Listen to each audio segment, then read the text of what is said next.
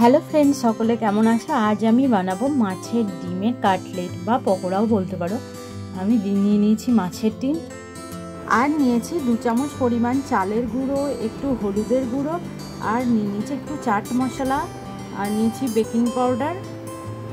এবার দিয়ে দেবো পেঁয়াজ কুচি, কাঁচা লঙ্কার কুচি, দিয়ে দেবো স্বাদ মতো নুন।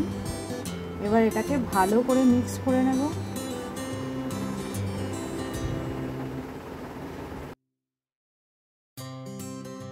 এদিকে আমি কড়াই বসিয়ে দিয়েছি, কড়াই গরম হয়ে গেছে, দিয়ে দিলাম সর্ষের তেল।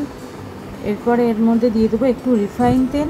আমি এটা শুধু রিফাইন তেলেও ভাজতে পারতাম, কিন্তু এটা আমি সর্ষের তেল অ্যাড করলাম কারণ টেস্টটা আরও বেড়ে যাবে। তেলটা গরম হয়ে গেছে। এরপর আমি একে একে পকোড়াগুলো ছেড়ে দেব।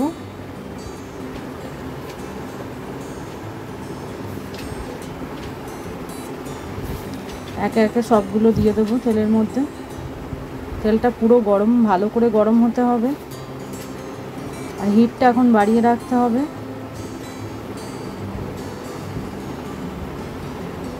এই দিকটা হয়ে গেছে, এবার আমি ওই দিকটা উল্টে নেব।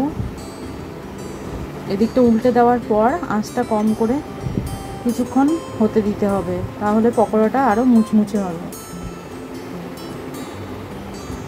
এরপর আমি আঁচটা কম করে দেব। আঁচটা কম করে কিছুক্ষণ পর ফিরে এলাম। দেখুন পকোড়া একদম রেডি হয়ে গেছে।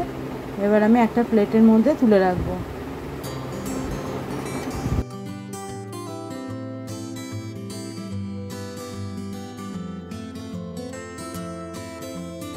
এবার আমি এটাকে টমেটো সস আর কাসুন্দি দিয়ে সার্ভ করে দেব। এত সুন্দর মুচমুচে হয়েছে, দাঁড়ান আমি একটা ভেঙে দেখাই।